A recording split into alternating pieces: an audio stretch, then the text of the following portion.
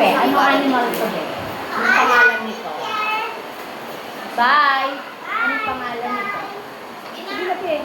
Okay lang kung hindi mo alam. Pag alam mo, sabihin mo, ha? O, anong pangalan nito? Moo. Sabi niya, moo. Sino yun?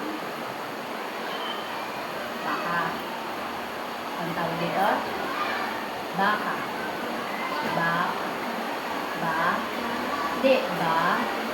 Ha. O, ulitin mo. Baka. Ba.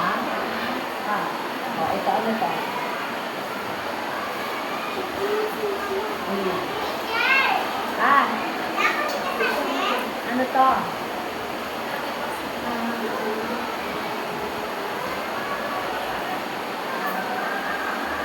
Ano yung oink-oink? Anong tawag doon? Oink-oink ang sabi niya. O, sino yung nagsasabi Sino nun? nagsasabi nun? Ay, Ha? na. Si nanay ko dyan. O, eto, anong tawag dito? Sige. Eto.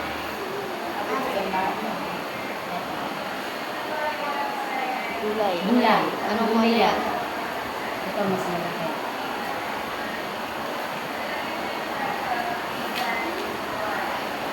Mas malaki. Ano yun? O, ito, ano to? Kalabasa. O, eto, ano to? Tumingin Mais. ka kay teacher. Eto, ano to? Ay, wala lang na gulay. Okra. O, eto, ano to?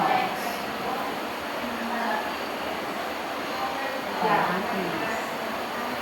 Kamatis. Kamatis. Sabihin mo. Ulitin mo, be. Kamatis.